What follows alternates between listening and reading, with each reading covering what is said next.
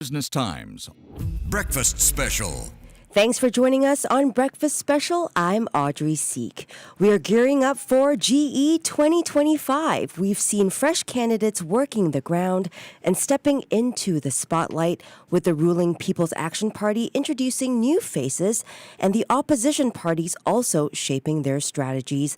Some high-profile moves also making headlines, and there's plenty to talk about. Plus, global developments like the US tariffs are stirring things up, with parties offering very different takes on how it might impact Singaporeans. So what does this all mean for Singapore's upcoming election? To break it all down for us, we've got Dr. Reuben Ng, Assistant Professor at the Lee Kuan Yew School of Public Policy at NUS. Reuben, great to have you with us here in the studio. Thanks so much for joining us this morning.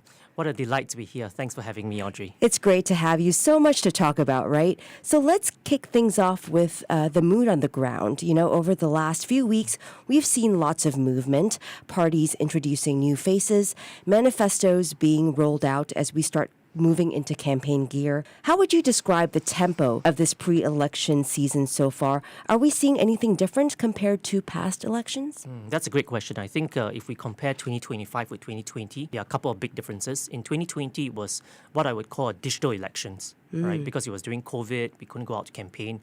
But now it's really more a phygital election. There's a digital component as well as a physical component. And if you realize the candidates that had 5 years under their belt, they went through the digital campaigning, but never quite the physical campaigning. So I think it'll be quite interesting to see, in spite of that, how they perform, because they'll be doing this for the first time. So I think that's the first difference, the rigor of both a digital and a physical campaign and stuff like that. The other big difference, I think, is demographics. Now, if you remember in 2020, Singapore wasn't quite super aged yet. We were about 17% older adults, 65 years and above. But fast forward 5 years, we are at 20% now. What 20% older adults, 65 years and older, means is that we are now a super aged society at the same level as South Korea and Japan, right? So which means that as much as we talk about the importance of young people, new voters, there's this bigger block now when it comes to older adults. It is just really interesting because I was just looking at the electoral map. Queenstown, which is actually super aged before a lot of constituencies, is about 22.2%, which means they are super aged before the rest of Singapore is, right? And Queenstown is now an SMC, right? So it's a single member constituency. So I'm beginning to think that aging is going to be on the ballot this year. Okay, that's something to watch out for sure. I want to get into the latest developments on the tariff front. So we've heard strong warnings from government leaders, right? The PAP being very firm about the messaging. PM Lawrence Wong and others have talked about rough waters ahead and the risk of economic uncertainty, even introducing a new task force. So what are your thoughts on this? Will these global issues maybe favor any party or be something that voters would take into consideration as the GE nears? What a difference a year makes. In 2024, I think there were rumblings that we might have elections last year. Last year, incumbent parties really faced a lot of headwinds. Right, we saw the Biden administration got booted out. We saw Macron's government being weakened, right? But fast forward a couple of months later to 2025, now incumbent parties are having so much tailwind. We see what's happening in Canada with PM Mark Carney, PM Albanese in Australia. So incumbent parties are now favoured this year. So last year, I think when Prime Minister Lawrence Wong thought that he may, there were rumblings that he may call the elections last year, but I thought it was, so he decided to postpone it. So I thought it was a strategic masterstroke on hindsight, right? So this year, I think there's going to be a lot of tailwind for incumbent parties.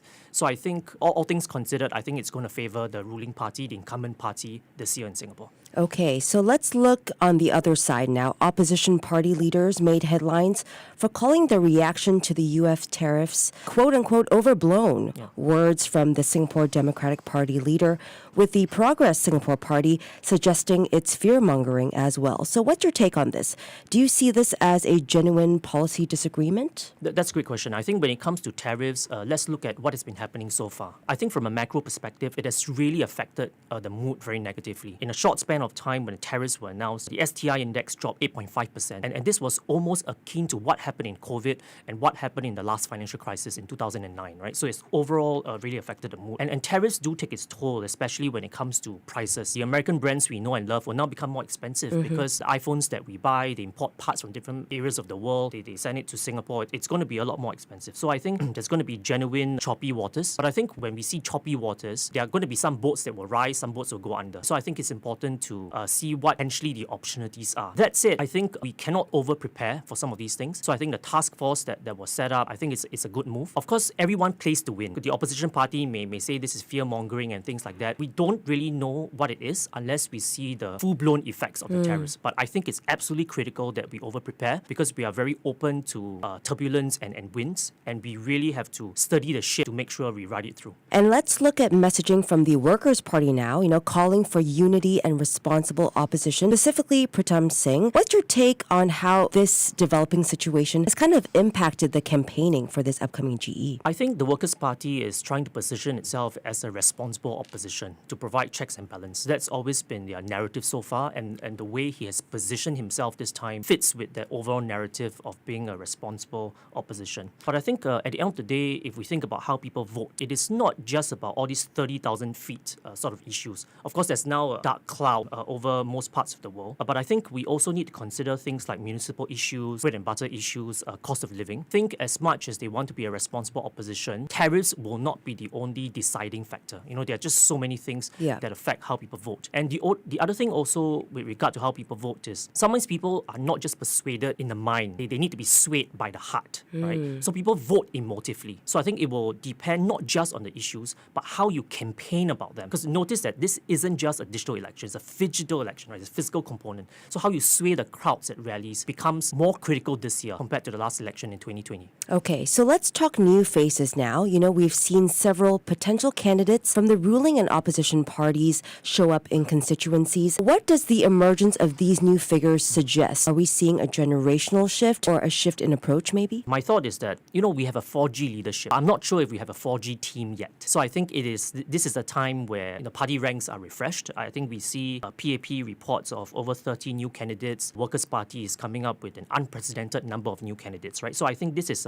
quite a refresh, really augmenting the 4G leadership with a 4G team and also starting to bring in new members of the potential 5G team, right? So I do think it's a generational shift, bringing a lot of young people, new faces. But you see, therein lies the irony, right? Because actually the larger component of the electorate is now older adults, right? As I mentioned, Singapore is going to be a super aged population end of the year and next year for sure. How would an older population take to some of these younger candidates, right? Because, sometimes people vote because, they represent me very much. So I remember the last election, I was living in Sengkang. I have 4 young kids. And at that time, we were also thinking, who represents me? Who looks like me, right? So I think there's also that element. So that's why 2025, I thought, will be a very interesting election because you are bringing in a generational change, but yet the electorate is become increasingly older. Okay, something to watch out for. And we've also seen former NMPs resign early and now possibly reappear as PAP's fresh candidates. Some say that this blurs the line, kind of, between independent voices and party politics. What are your thoughts on this? Well, to be honest, I don't know the NMPs Raj and Harun personally. But my thought is that I don't think they join as an NMP as a route towards party politics. I don't think so. And, Mr. Shanmugam has actually come up to say that, look, it's not unconstitutional for them to do that. But because my team does a lot of social media analysis, we have platforms of historical data, platforms of social media, so we are ingesting billions of words all the time from different social media platforms. But when we explored this particular issue, we found that on balance, people are having this bitter aftertaste that this happened. But I think having said that, I do think we need to give space for people to grow and develop. So NMPs may have become an NMP, they may have grown in that position, they may have changed their thinking, it may have changed their future orientation, right? So I think we need to be open that may have happened, and they have decided then to take the plunge into party politics. Okay, and now I want to get into the nitty-gritty, and I know we have so many SMCs and GRCs to look at, but I want to zoom in on Sembawang West SMC. So, of course, now we are looking at possibly a 3-cornered fight between the Singapore Democratic Party, and now recent updates show that the National Singapore Party is planning on contesting in the area as well. So how will this impact these opposition parties who are looking to secure seats in this upcoming election then? Yeah, so I think it's going to be really interesting. I think Sembawang SMC is going to be an interesting hotspot because every time there's a three-corner fight, see the incumbent or the ruling party being favoured, right? And also because of this tariff gloom, this year, 2025, seemed to have favoured incumbent government. So we see that force. I think that will be interesting place to watch. I think the other interesting segment of society or segment of Singapore to watch is the sort of Workers' Party stronghold, right? Around Aljunied, Hougang, Sengkang GRC. I think it'll be very interesting to watch Jalan Kayu SMC because that's the first time that part, which is famous for roti prata, by the way, very good stuff, is up for grabs now as an SMC, right? So I think, and that is very close to Sengkang GRC. And of course, if you go up north, there's Punggol GRC, where the new digital district is. And I think overall, I think what will be interesting to see will be what will become a hotspot. I think where we have a lot of new BTO flats coming up, new people coming in. So there's a lot of renewal, right? So whenever there's a lot of renewal, people are quite susceptible to being persuaded, because you're going to a new place, you're beginning a new phase of your life. Right? So I think that's where people are a little bit more persuadable. From a behavioral science perspective, that's where new habits can be formed, new opinions can be formed. So I would say, in general, I think the hotspots will be those with a lot of renewal, a lot of people moving in and out, because those people are readily persuaded. But the question is whether our politicians are able to persuade emotively as well, right? Because people don't just vote with the mind, they vote with the heart. Yeah, so you talked about some key battleground constituencies to watch.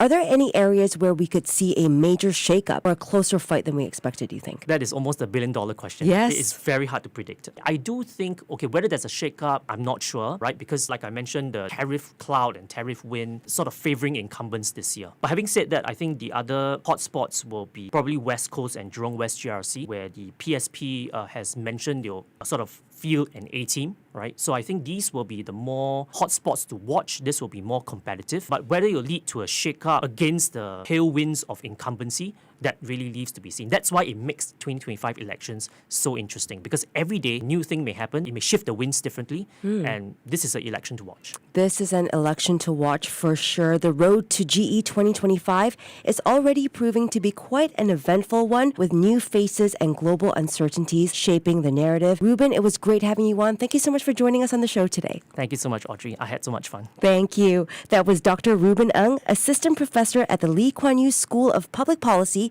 at NUS. That was your breakfast special on Money FM 89.3. Money FM 89.